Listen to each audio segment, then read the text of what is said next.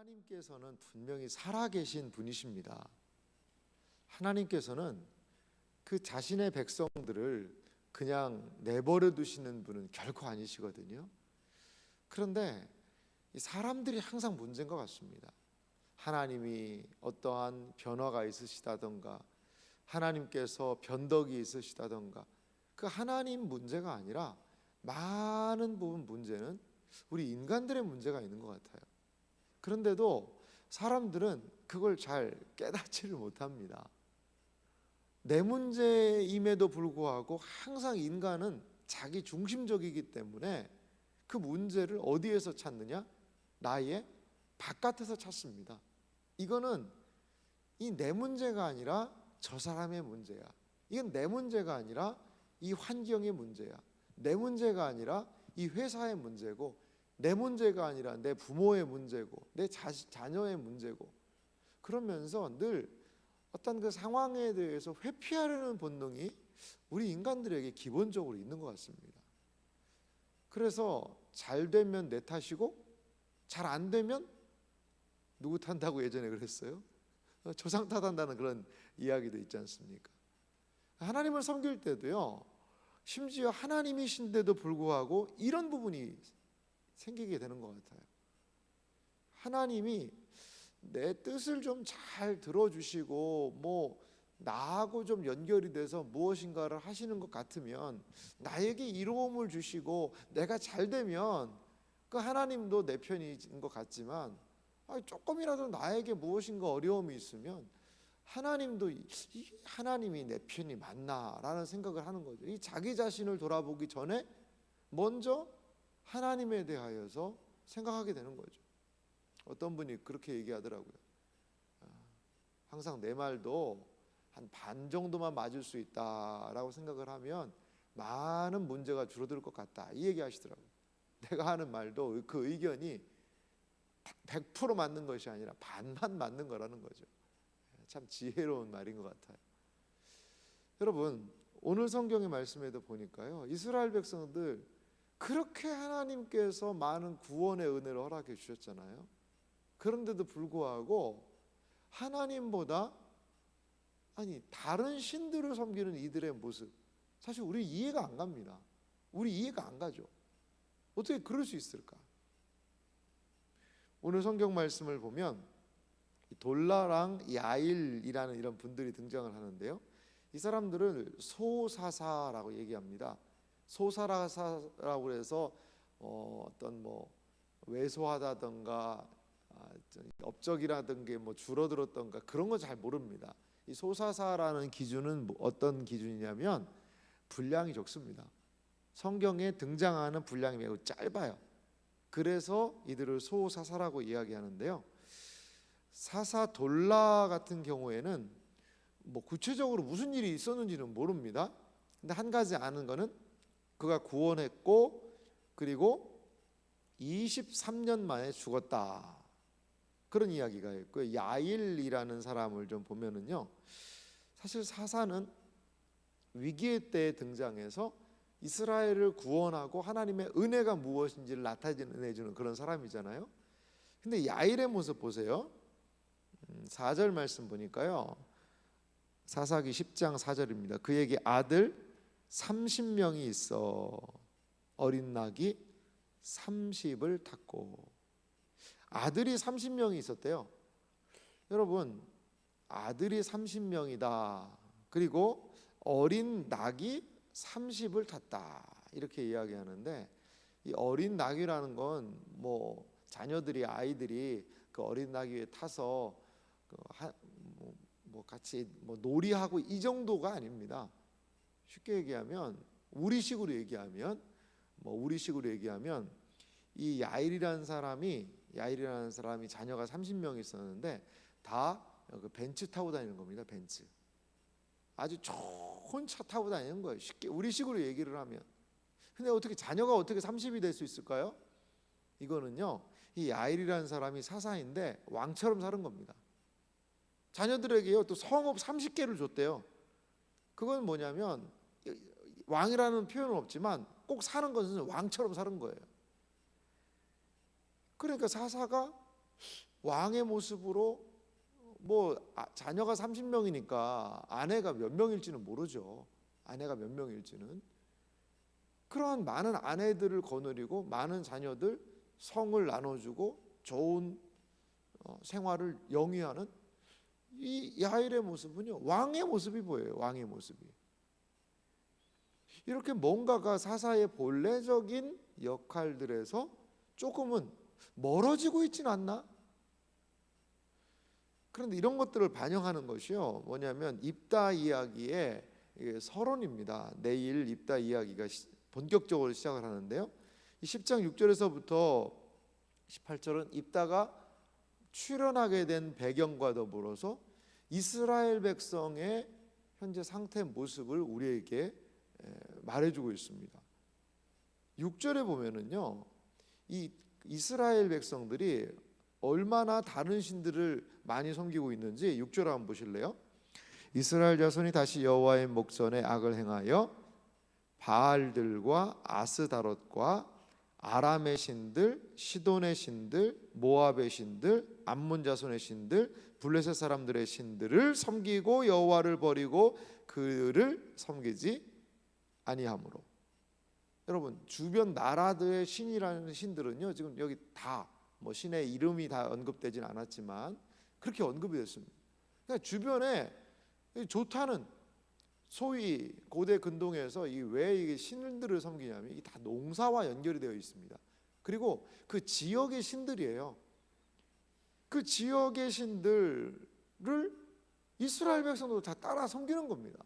따라 섬기는 거예요. 그러니까 하나님께서 여기 본문 보세요. 여호와를 버리고. 그러니까 하나님께서 이 이방 신들하고 도토리 키재기 비슷하게 된 거예요. 하나님 제사하고 예배하고 양 잡아드리고 소 잡아드리고 이거 하는 거 별 재미가 없다 이거예요. 재미가 없다. 아니, 이방 신들을 섬기고 바알을 섬기고 아세라를 섬기면요, 거기는 축제가 있습니다. 축제. 퍼 마시고 놀고 뛰놀고 성적인 그러한 타락이 있고, 그러니까 이게 우리 여호와 하나님한테만 이게 제사 드리는 게 너무 이게 조금은 너무 재미가 없는 것 같죠. 그러니까 그 이방의 많은 신들을, 그리고 이 여호와 하나님만을 섬겨서는 이 가나안이라는 이 땅에서 이게 참 우리가 살 수 있겠는가라는 생각하는 겁니다. 이 지역신의 개념이 있습니다. 지역신. 그러니까 그 지역에는 그 터줏대감 같이 그 지역신들의 영향력이 미친다라고 고대 사람들 많이 생각했던 것 같아요. 그렇기 때문에 이 가나안에 우리는 애굽에서 올라온 사람들 아니냐, 원래 본토백이 신들이 농사도 짓고 하려면 그 사람들한테 해야 되지 않겠느냐, 아마도 그런 생각이 이들에게 있었던 것 같아요. 사실 바알은요, 농사의 신입니다. 농사의 신. 바알은 농사의 신이에요. 바알이 비를 주지 않으면 이 고대 근동에는요, 이 파종을 못합니다. 그러니까 바알한테 비를 내려달라고 사람들이 절하는 거예요. 하나님은, 여호와 하나님은 어떤 신으로 인식이 되냐면요, 목축의 신으로 약간의 인식된 부분이 있었을 것이다 사람들이 봐요. 왜? 이스라엘 사람들은 원래 이 양을 치는 그런 사람들이었잖아요. 그러니까 이 목축의 신 가지고는 저기 농사의 신을 이게 어떻게 할 수 없지 않겠는가. 그럼 우리가 목축의 신인 하나님도 섬겨야 되지만 농사의 신도 좀 잘 우리가 좀 해야, 그래야지 해코지 안 하지 않겠는가라는 생각이 아마 이들에게 있었던 것 같아요. 이게 무엇일까요, 여러분? 세상과 타협입니다. 세상과 타협이에요. 신앙생활하면서 많은 사람들이요, 신앙생활을 온전히 하지만 세상과 타협할 때가 많아요. 타협이죠. 어떻게 타협합니까? 요즘에 온라인이라는 게 있으니까, 물론 코로나의 그러한 위험, 모이는 거에 어려움, 비대면 이런 부분이 있지만 온라인은요, 차선책 아니겠습니까? 집에서 어떤 분이 그 얘기하더라고요. 이게 유튜브 틀어놓고 예배를 드리는데 이게 어떤 때는 옷 다 갈아입고 이렇게 해서 잘 안 되더라는 거예요. 잠옷 이렇게 입고 일어나서 하다가 뭐 물도 마시고 뭐 이렇게 사는데, 이게 예배를 드린 것 같지만 이게 안 드린 것도 아니고 드린 것 같지도 않고 한 그런 부분이 든다는 거죠. 근데 내 안에 내가 조금만 몸에 좀 힘들고 그러면 타협이 되는 거예요. 타협이. 꼭 굳이 그렇게 나가야 되나? 온라인으로 세상 말로 좀 때우면 안 되나? 이런 생각이 들다가 이제는 그것도 안 튼다는 거예요. 그것도 안 튼다는 거예요. 뭐 그게 우상숭배냐? 아닐 수 있습니다. 하지만 작은 타협 아니겠어요? 그러니까 하나님을 섬기고 의지하고 이 모이기를 힘쓰고 모이기를 패하는 어떤 사람들의 습관같이 하지 말라는 그 성경의 말씀을 기울이고 나와서 예배드리고 하나님을 경배하는 것, 저는 이 시대에 구별된 그리스도인의 모습이 아닐까 생각이 들어요. 물론 좀 의료 계통에 계시는 분들 뭐 여러 가지 부분에서 너무나도 노출이 내가 심했기 때문에 성도들에게 피해를 줄 수 없다라고 생각하시는 분들도 계세요. 그런 분들은 여러 가지 상황들이 있기 때문에 궁여지책으로 그러한 방식을 갈 수 있겠지만 말이죠.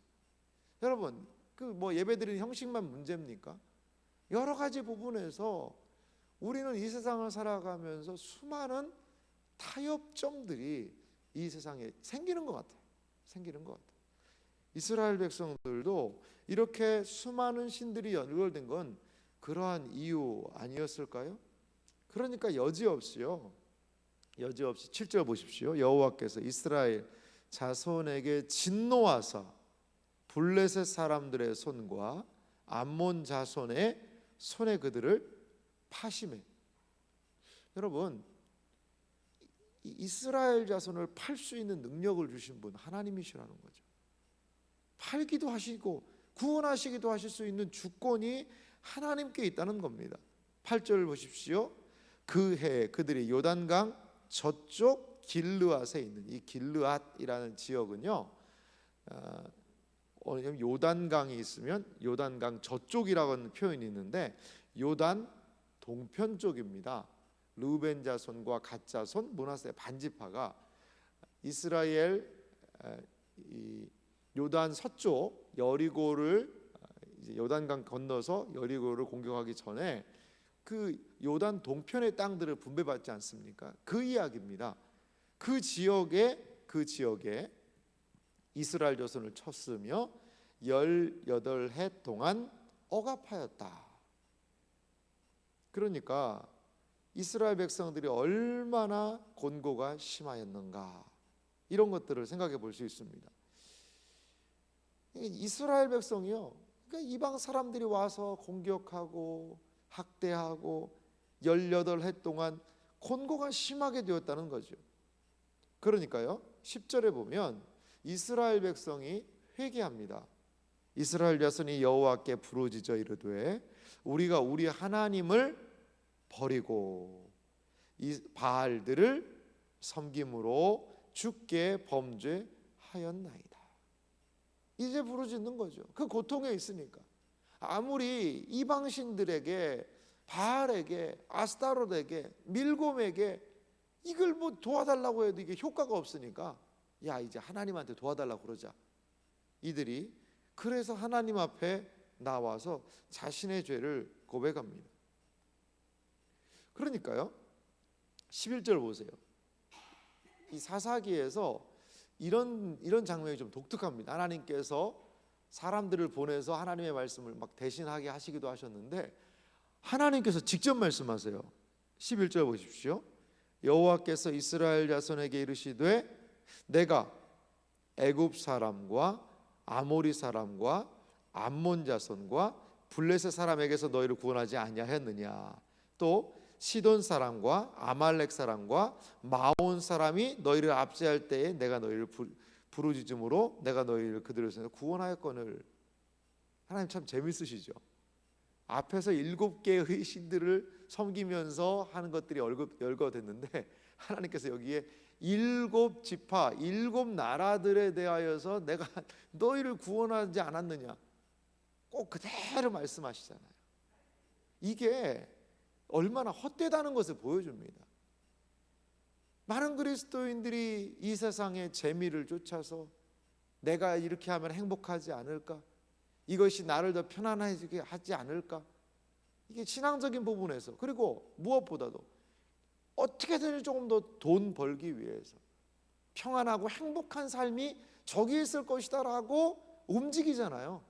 그런데 그러한 삶 안에는, 하나님을 떠난 삶에는 많은 것들이 좋아 보일지라도 결코 거기에는 평안함이 없다는 거예요. 평안함이 없다는 거예요.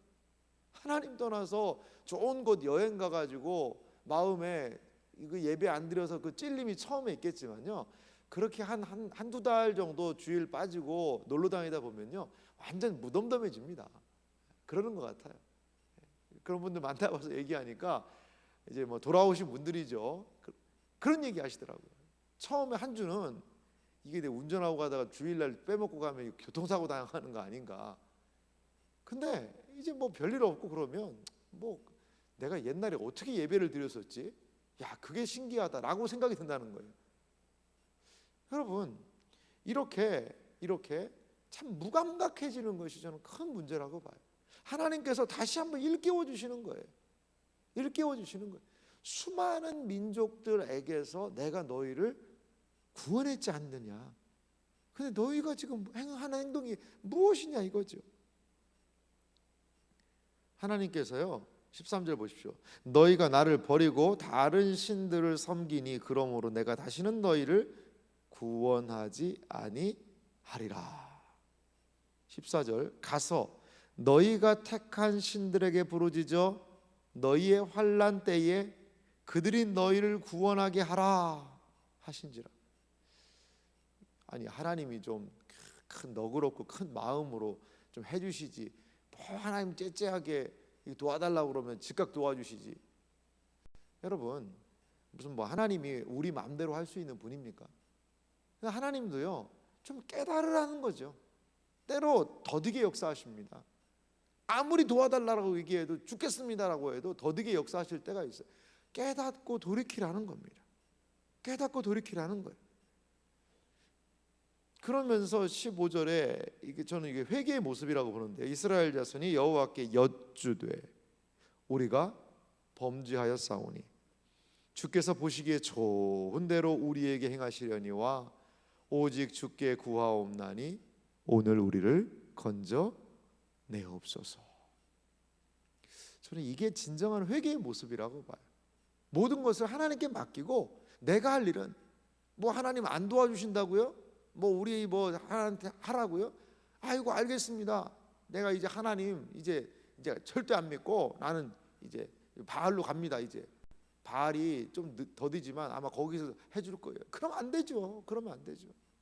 그러면 안 되죠. 끝까지 우리의 신자의 정체성을 지킬 수 있는 것은 하나님께서 도와주시든 도와주지 않으시든 천부여 의지 없으니 손들고 옵니다라고 그 하나님께 나아가는 것 아니겠어요? 지금 당장 은혜가 없고, 지금 당장 내가 이게 예수를 믿는 것이 무슨 소용이 있을까라는 생각이 들어도 과거에 나를 구원하셨고, 그리고 내가 고백했던 그 주님께로 돌아와서 하나님의 처분에 우리의 삶을 맡기는 것이 신자의 삶 아니겠냐 이거죠. 지금 이스라엘 백성은 그것을 이제 다른 신들, 이게 효과가 없다는 겁니다. 놀 때야 좋았죠. 그 바알 섬기고 아세라 섬기면서 축제를 벌이면서 놀 때야 좋았죠. 근데 어려움의 때에 이게 전혀 도움이 안 되는 거예요. 그런 것들이, 이 세상의 것들, 거기에서 같이 놀면 좋죠. 근데 어려움의 때에 도움이 안 되는 거예요. 도움이 안 되는 거예요. 우리를 도우실 이는 오직 하나님밖에 없다는 것을 여러분 믿으시기 바랍니다. 아무리 이 세상에 좋아 보이는 것, 반짝인다고 다 보석 아니거든요. 반짝인다고 취하고 품에 가졌다가 어려울 때 전혀 도움이 될 수가 없다는 겁니다. 하나님께서 16절에 보니까요, 자기 가운데서 이스라엘 백성들이 이방 신들을 제하여 버리고 여호와를 섬김에 여호와께서 이스라엘의 곤고로 말미암아 마음에 근심하시니라. 아니 하나님 뭐 근심하고 후회도 안 하시는 분인데 왜 이렇게 표현을 했을까? 이건 하나님의 마음을 좀 우리에게 느껴보라는 거예요. 하나님의 그 심정을 느껴보라는, 하나님을 인간처럼 표현한 성경의 방식들이 좀 등장을 합니다. 이거는 그 하나님을 우리가 이해할 수 없기 때문에 그 격차를 인간적인 표현, 그래서 신인 동형론적인 표현이다라고 이야기를 해요. 신인, 하나님하고 사람을 동형, 같이 놓는 표현이다라는 이런 성경적인 표현들입니다. 그렇습니다. 우리 하나님, 우리를 결코 내버려두는 분이 아니시지. 우리의 연약함을 그분께 의지하며 나아갈 때 하나님께서는 반드시 분명히 우리를 도우실 수 있는 분이심을 믿으시기 바랍니다. 사랑하는 성도 여러분, 내가 산을 향하여 눈을 들리라.